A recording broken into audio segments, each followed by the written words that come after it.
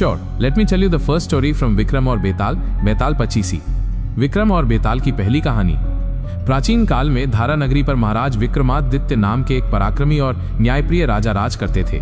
वे अपनी प्रजा में बहुत लोकप्रिय थे और उनके गुणों की दूर दूर तक चर्चा थी। एक दिन उनके दरबार में एक तपस्वी आया। वो देखने में बहुत ही साधारण था, लेकिन उसके हाथ में एक फल था जो विक्रमादित्य ने पहले कभी नहीं देखा था। तपस्वी ने विक्रमादित्य को वो फल भेंट किया और कहा, महाराज, ये फल मैं आपके लिए लाया हूँ, कृपया इसे स्वीकार करें। विक्रमादित्य ने विनम्रता से फल स्वीकार किया। ये सिलसिला कई दिनों तक चलता रहा। हर दिन वो तपस्वी आता और एक अनोखा फल राजा को भेंट करता। राजा को ये बात थोड़ी अजीब लगी और उन्होंने अपने मंत्री से इस बारे में बात की। मंत्री ने राजा को सुझाव दिया कि वो तपस्वी से पूछें कि वो ऐसा क्यों कर रहा है।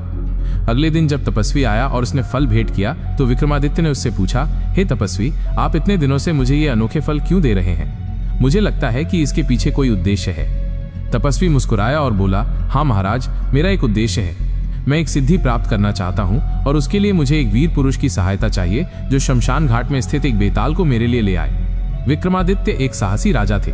उन्होंने बिना किसी झिझक के तपस्वी की सहायता करने का वचन दिया। तपस्वी ने उन्हें शमशान घाट का रास्ता और बेताल को लाने का तरीका बताया। उसने चेतावनी दी कि बेताल को लाने के दौरान राजा को मौन रहना होगा और कोई भी बात नहीं करनी होगी। यदि वे ऐसा करने में विफल रहे तो बेताल उनके हाथ से निकल जाएगा। राजा विक्रमादित्य ने अपनी तलवार ली और रात के घोर अंधेरे में शमशान घाट की ओर चल पड़े। शमशान घाट पहुंचकर उन्होंने देखा कि एक विशाल वृक्ष पर एक शव उल्टा लटका हुआ है। ये शव ही बेताल था। विक्रमादित्य ने साहसपूर्वक बेताल को वृक्ष से उतारा और उसे अपने कंधे पर लाद लिया। जैसे ही उन्होंने उसे उठाया, बेताल ने बोलना शुरू किया। बेताल बोला, हे राजन, तुम बहुत साहसी हो। तुम ये कठिन कार्य कर रहे हो, परंतु मुझे एक बात बताओ, तुम इतने शांत क्यों हो? क्या तुम्हें डर नहीं लग रहा? राजा विक्रमादित्य को तपस्वी की चेतावनी याद थी, इसलिए वे मौन रहे। तब बेताल ने कहा, ठीक है, यदि तुम बात नहीं करोगे तो मैं तुम्हें एक कहानी सुनाता हूँ। यदि तुम कहानी सुनकर भी मौन रहे तो मैं तुम्हारे साथ चलता रहूंगा, लेकिन यदि तुमने मेरी कहानी पर कोई टिप्पणी की या कोई उत्तर दिया तो मैं तुरंत उड़कर वापस अपने स्थान पर चला जाऊंगा। राजा विक्रमादित्य ने मन ही मन सोचा कि ये तो बड़ी समस्या है, लेकिन उन्होंने बेताल की शर्त मान ली और इस तरह बेताल ने अपनी पहली कहानी शुरू की। ये कहानी का पहला भाग है। तो बेताल ने विक्रम को अपने कंधे पर लादे हुए पहली कहानी सुनाना शुरू किया। बेताल की पहली कहानी। 4 मूर्ख ब्राह्मण पुत्र। एक नगरी में 4 ब्राह्मण पुत्र रहते थे। वे सभी बहुत विद्वान थे, पर उनमें से 3 को पुस्तकीय ज्ञान अधिक था और व्यवहारिक ज्ञान कम।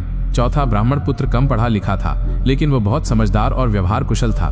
एक दिन उन चारों ने सोचा कि वे विदेश जाकर धन कमाएंगे। वे यात्रा पर निकल पड़े। चलते चलते वे एक घने जंगल में पहुंचे। वहां उन्हें एक शेर की हड्डियां बिखरी हुई मिली। पहला ब्राह्मण पुत्र, जो शास्त्रों का ज्ञाता था, बोला, देखो, ये एक शेर की हड्डियां हैं। हम अपनी विद्या का प्रदर्शन करते हैं और इसे जीवित करते हैं। उसने मंत्रों का उच्चारण किया और हड्डियों को एक साथ जोड़ दिया, जिससे शेर का कंकाल तैयार हो गया। दूसरा ब्राह्मण पुत्र बोला, ये तो बहुत अच्छा है, अब मैं इसमें मांस और रक्त भर देता हूँ। उसने अपनी विद्या का प्रयोग किया और शेर के कंकाल पर मांस, रक्त और खाल चढ़ा दी। शेर का एक पूरा शरीर बन गया, बस उसमें प्राण नहीं थे। तीसरा ब्राह्मण पुत्र, जो प्राण प्रतिष्ठा का ज्ञाता था, उत्साह से बोला, अब मैं इसमें प्राण डाल देता हूँ। तभी चौथा ब्राह्मण पुत्र, जो व्यवहारिक और समझदार था, घबराकर बोला, अरे रुको, तुम ये क्या कर रहे हो? यदि तुम इसमें प्राण डाल दोगे तो ये शेर जीवित हो जाएगा और हम सबको खा जाएगा। लेकिन तीनों ब्राह्मण पुत्रों ने उसकी बात नहीं मानी।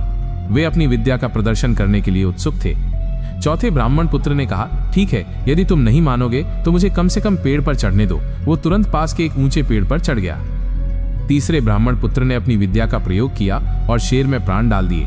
शेर तुरंत जीवित हो गया, एक जोरदार दहाड़ लगाई और उन तीनों मूर्ख ब्राह्मण पुत्रों पर हमला करके उन्हें खा गया। पेड़ पर बैठा चौथा ब्राह्मण पुत्र ये सब देखता रहा। जब शेर चला गया तो वो पेड़ से नीचे उतरा और दुखी मन से अपने घर लौट गया।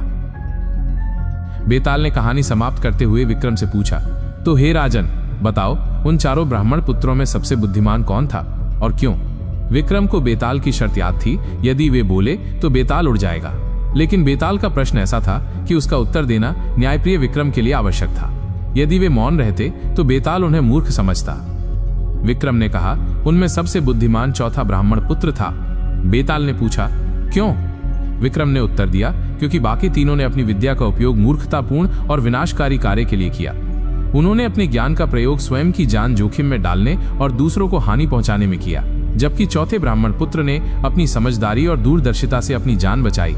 सच्चा ज्ञान वही है जो जीवन की रक्षा करे और सही दिशा दिखाए, न कि विनाश का कारण बने। विक्रम के इतना कहते ही बेताल छूमंतर हुआ और उनके कंधे से उड़कर वापस उसी पेड़ पर जा लटका जहां से विक्रम उसे लाए थे। विक्रम ने लंबी सांस ली। उन्हें पता था कि ऐसा ही होगा, लेकिन वे बेताल को मूर्ख या कायर नहीं दिखना चाहते थे। एक बार फिर दृढ़ निश्चय के साथ विक्रम बेताल को लेने के लिए वापस उसी पेड़ की ओर चल पड़े और इस तरह विक्रम की बेताल को वापस लाने की यात्रा फिर से शुरू हुई।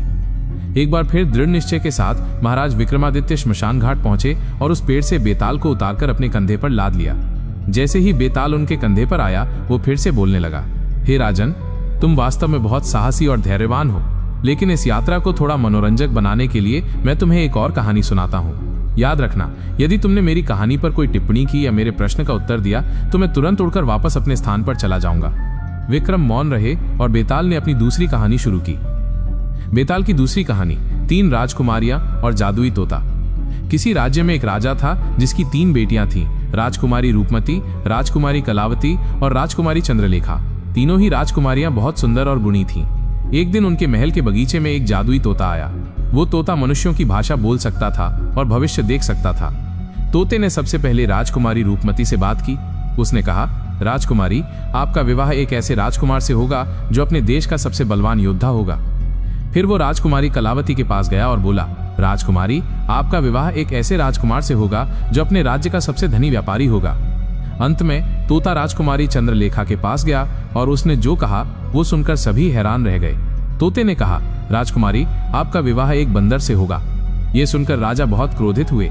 उन्होंने तुरंत तोते को पकड़वाया और उसे पिंजरे में बंद कर दिया, क्योंकि उन्हें लगा कि तोता उनके परिवार का अपमान कर रहा है।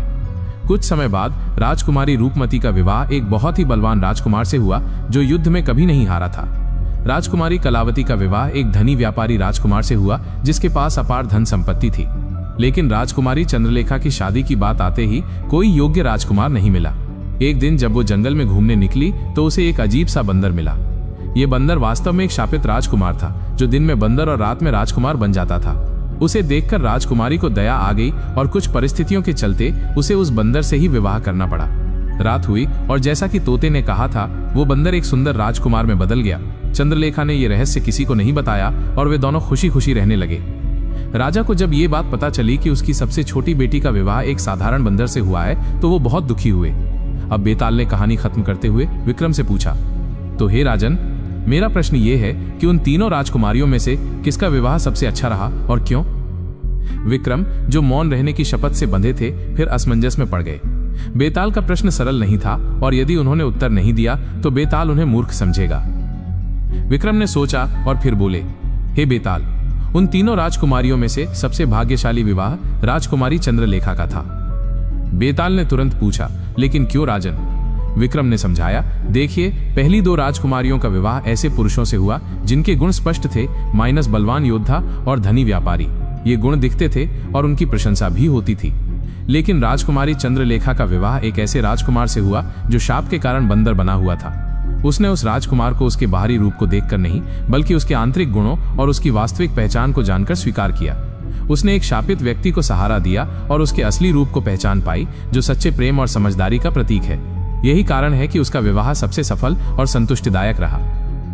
विक्रम के इतना कहते ही बेताल एक बार फिर छूमंतर हुआ और उनके कंधे से उड़कर वापस उसी पेड़ पर जा लटका। विक्रम ने गहरी सांस ली, क्योंकि ये जानते हुए भी कि बेताल उड़ जाएगा, उन्हें न्यायपूर्ण और सही उत्तर देना ही था। एक बार फिर वे बेताल को वापस लाने के लिए उस पेड़ की ओर चल पड़े। ये जानने के लिए कि बने रहें हमारी चैनल केपी मॉस पर। अगर आपको हमारी कहानी अच्छी लगी हो तो हमारे चैनल को लाइक, कमेंट और सब्सक्राइब कर लें ताकि हमारी कहानी आपके पास सबसे पहले पहुंचे।